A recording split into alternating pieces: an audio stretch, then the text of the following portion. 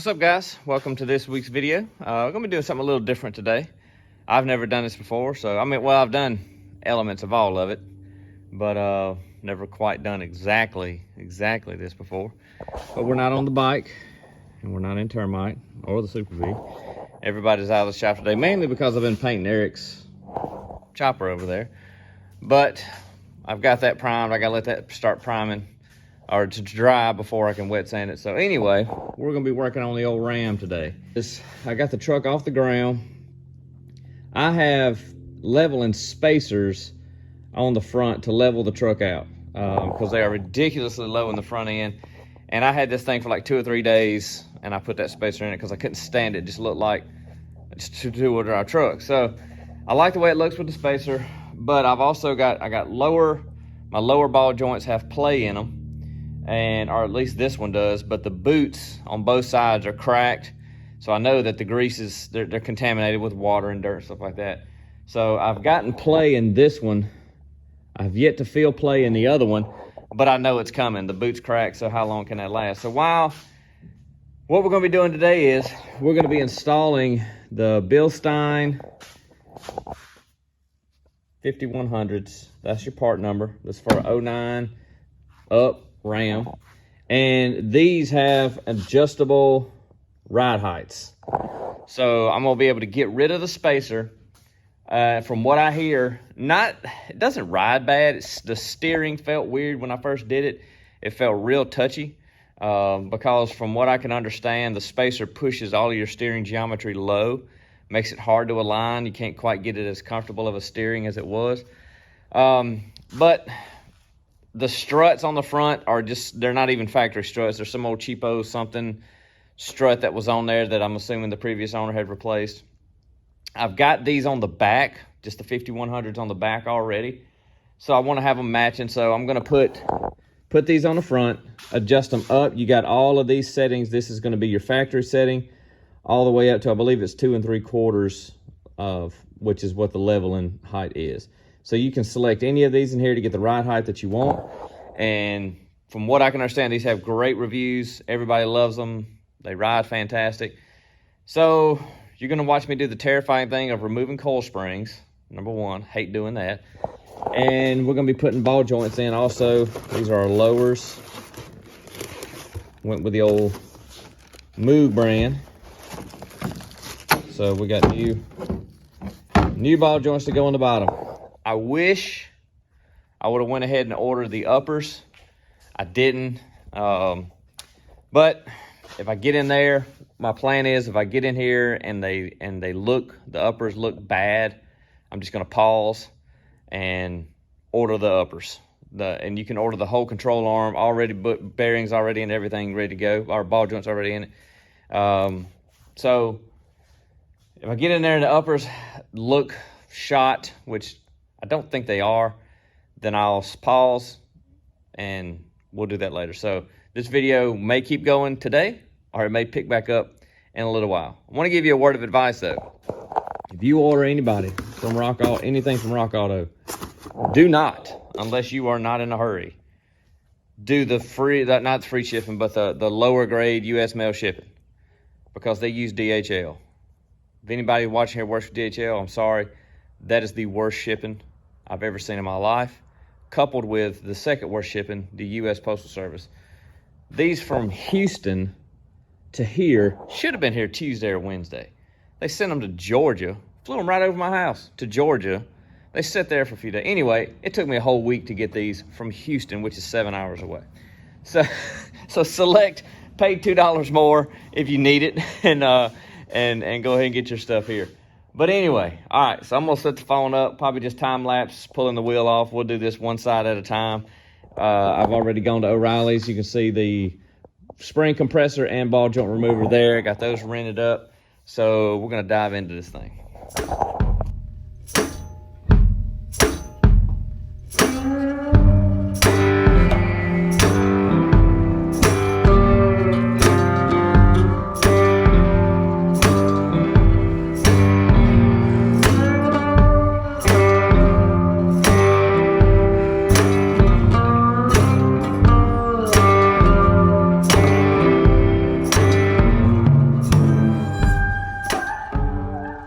All right, there's gonna be way better videos than this on how to do this. This is not technically a real how to do video, but show you what I'm doing. All right, so brake caliper off and tied up.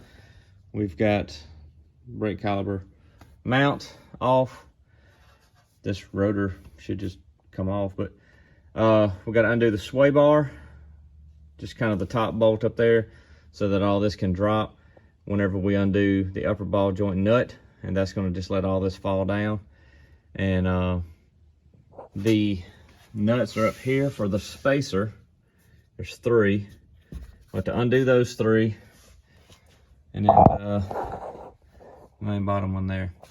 But the real reason I'm in here too is you can see the boot there for the lower ball joint, how it's split. You can see the shiny metal in there.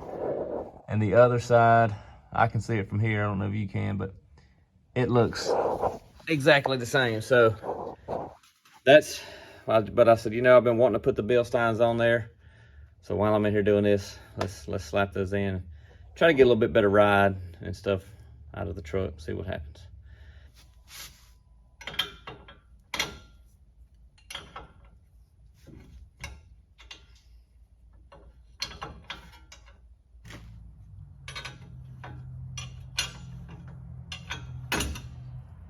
There it is. Now we're gonna get this axle nut off and get the axle back out of the way. And we should be able to lower this down then and get the spindle off. All right, as you can see, you can hear it up and down. That's up and down movement, side to side. You can, y'all think that one's wore out?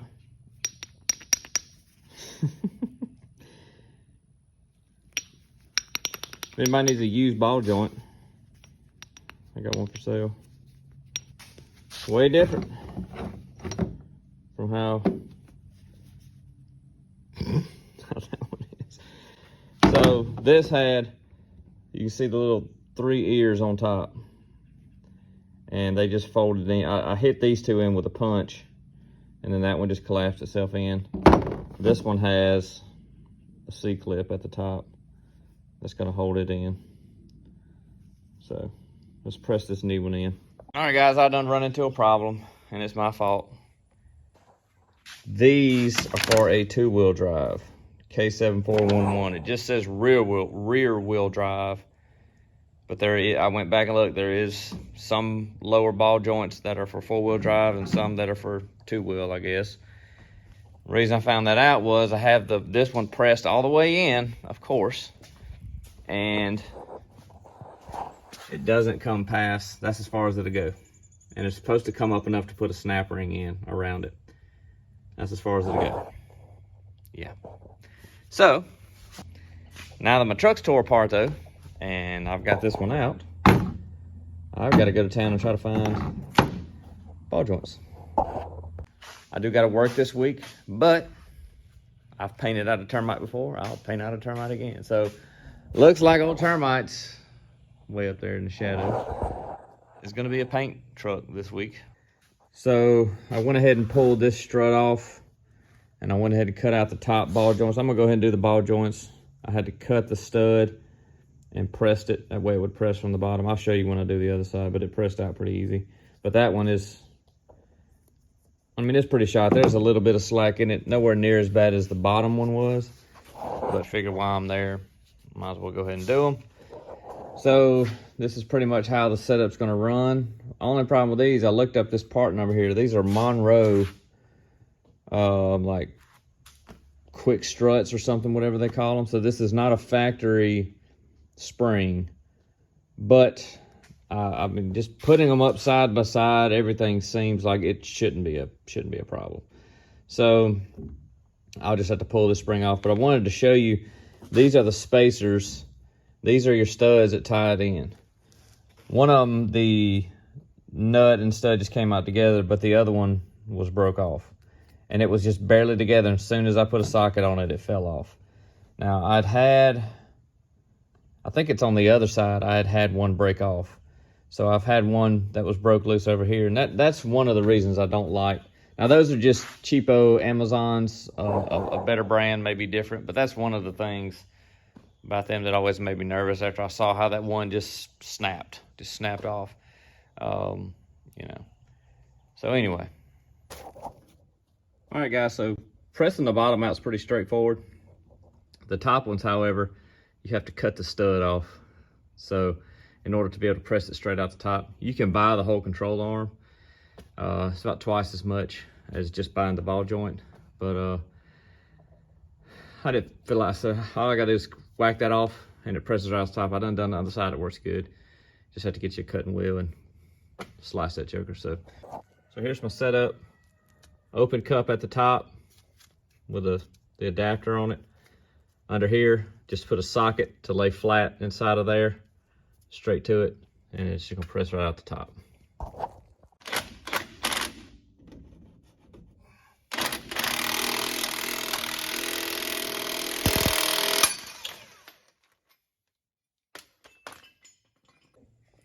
All right, guys, well, we're assembling. You got your clips here, or your grooves, that's the different heights. They tell you in your instructions kind of what each height sets it at. So number 4 is 2.1. That's where I was with the spacer. Now, I'll give you a heads up. If you measure the overall length of the spacer versus this, they're not the same. Because of the way, and this is outside of my pay grade, but because of the way the spacer forces the transmission, the suspension down versus how this one does, don't expect them to measure the same. I did. They were about a 1/2 inch difference. But everything I looked at online, the only people that are going to number 5, which is this final groove, is if you're going to be doing like a 1.5 inch lift on the back, which I'm not going to do. So we're going to go to number 4. That's just a 2-inch level, and hopefully that works. But from everything I see online, that's what it is. So everything up here, this one's ready to go. The old one is took apart, and it's pretty straightforward, man. It's really not hard. The biggest thing is just the tools and stuff like that. I got all my ball joints ordered, the right ones. So my goal is just to get the struts back in today, and I also found that this is quite a bit of, a little bit wore out down there.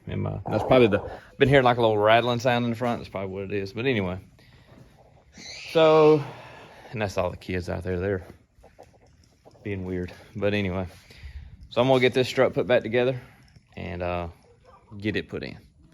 All right, so one thing that they tell you to do in instructions that I didn't do on the first one, but that's to mark your spring, because this cup sits up in there one way. It can only go one way. So I know that this is the front. So whenever I put this thing together, I just want to make sure that this mounting surface and this all line up, essentially, so that when you put it in there, it's not lined up at the top and then sideways at the bottom. So you can do it without it. I did the other side without marking it. You just have to kind of use some common sense and know how it all goes back together. But marking it does kind of just eliminate a little bit of thinking that you kind of have to do. But no broken studs on this putt. This is the one that I fixed years and years ago when I put these in. This one had broke off. These two are still holding. So yeah, but those are gone. So anyway, so let's see, we got a clip. Comes with a spring perch. I think the older ones you had a retainer ring that you had to put on. You had to use your old one. Nowadays they come with one.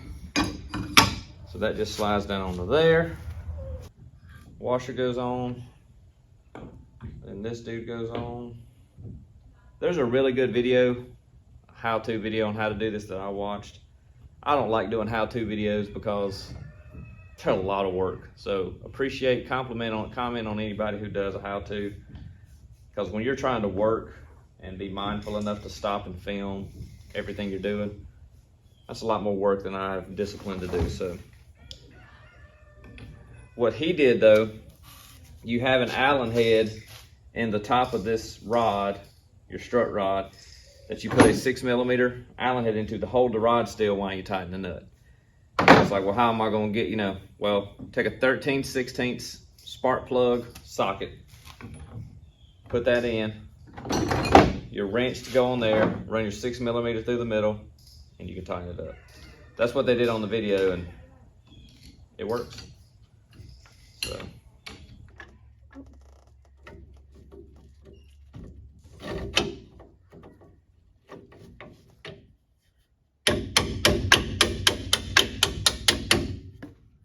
Bingo. Okay, go down.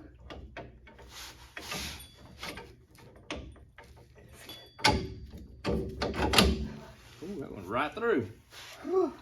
Like it was meant to be. All right, guys, so those are in. Everything is bolted up on the strut side of things. So now we're just waiting on ball joints. That's gonna be a couple of days before they come in. So I'll get back to work on Eric's bike here and be wet sanding that and get ready to paint that and waiting.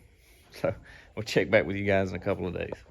All right, guys, I'm in from work. I am exhausted, but I gotta get my truck back together this afternoon. Termite's been filling in, and so I've got the whole back of it full of paint stuff, my sprayer, all kinds of stuff. Really need my truck back. Termite's been doing great,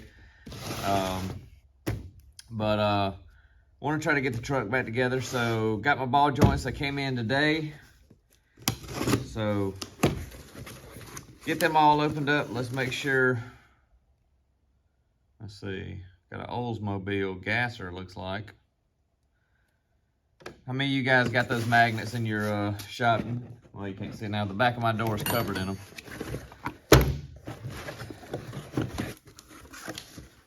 This one, we got a T-Bird. I think I have this one up there already. All right, guys. Well, when it came to the uppers, I thought I was going to be slick, but you got to pull the upper control arm. There's no way to get the press in there because the threaded rod shaft has to come from the top and it hits the fender well. But it's just 2 bolts, and they're held in with these capture nut deals that it just twists around, but then once it hits the frame, you can go with it. And then they just fall right out. So anyway, just gonna let you know that unless you can come up with something I didn't see, you're gonna have to pull the upper control arm. Now most just sell the upper control arm with the ball joint in it just as a replacement. They're about twice as much as just the ball joint is. But I have a press, plus I have this tool, so one way or the other, we're gonna get them in there. All right, guys, well, she's all back together. The nerve-wracking part about this is that you have to trust the instructions that it's gonna set level, because you gotta pull everything back apart to readjust it. But so anyway, we're gonna set this thing down. Hopefully it ain't got the Carolina squat or nothing like that.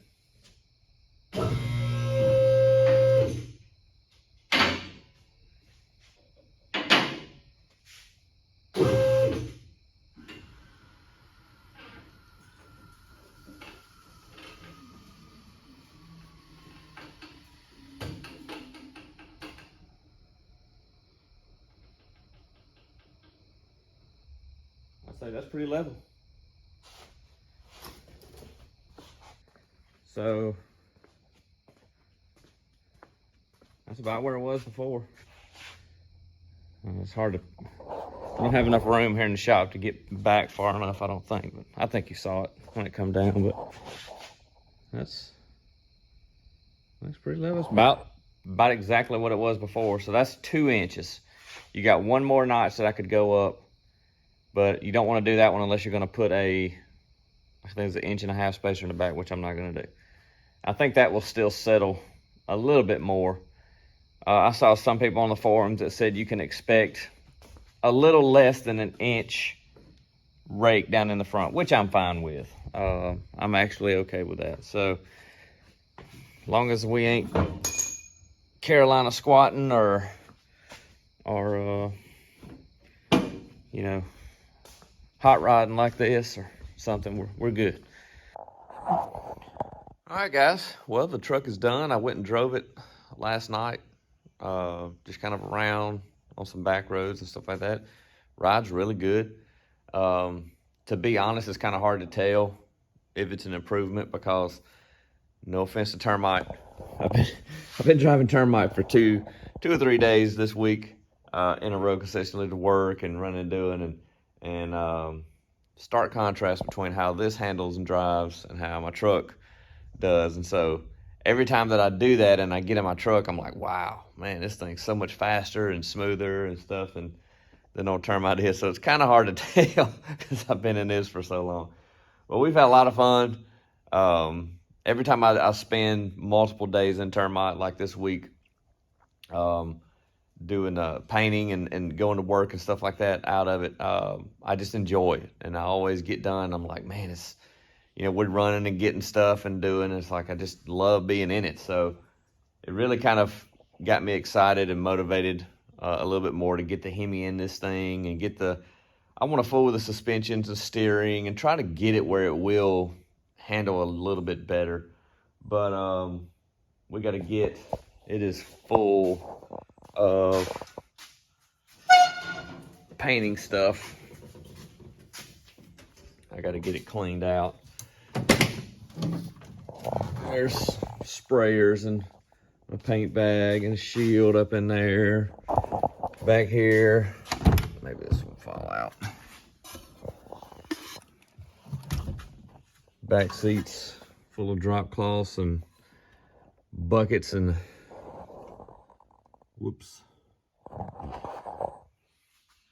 Andrew hadn't seen that, but she'll see that when she edits this, and I'm sure I'll hear about it. But that was all. That was the only paint that I got in it, I think. But so as you can tell, also I have a massive mess to clean up because all of this was in the paint stuff was in the back of my truck. So I pulled the truck out, and it's supposed to rain today, which is the first rain we've had in like a month and a half. But I've got quite the mess from doing all of this. So I'm gonna be spending this rainy day cleaning up in the shop, getting Termite cleaned out, get all that junk out of him, because I think we're kind of talking about maybe going camping this weekend. So get it cleaned out. But I was gonna show you the truck kind of out in the open. All right, guys, there it is. Good height, nice and level. It looks better than it did with the spacers. The spacers always, when I would look at my truck, I always felt like they were a little too tall in the front, and it had a slight, actually, rake to the back. The front was just a little bit too high, which those were just Amazon, aluminum spacers or whatever. But this definitely looks better. Nice even height. It rode really well last night. Rode good. Felt nice and smooth, real firm. Spiders everywhere around here, but try not to walk into one. But everything's wet this morning. You can tell but it's nice, man. I really liked them. Everything went together smooth. The ball joints went in good. So now hopefully truck will drive, which it drove good before, but that was just an upgrade that I've been wanting to do, because this truck it's the 09 model. It's a 2009, and he's scared because he hears thunder off in the distance, so he's freaking out. It's a 2009 model. A few months ago we put the motor in. But I just like this truck. I like the look of it. I like the body style. I like the way it rides, drives. I like everything about it. So I'm trying to keep the truck up, keep it running, because 2009 doesn't sound that old. But this truck is, what does that make it? 14 years old? 13 years old? 13 years old. So it's crazy to think that this truck is 13 years old, but I like everything about it. So I'm trying to keep it up, keep it clean. I'm actually thinking about maybe buying another truck, like a work truck that I can paint out of, so that I don't just keep running this one, and ladders in and out of the back and painting everywhere. And I don't know. But if I buy another truck, I got other plans that I kind of want to do too with another truck. So we'll see. But anyway, there she is, guys. I know this video might end up being kind of long, not sure. But see you guys later. Thank y'all for watching.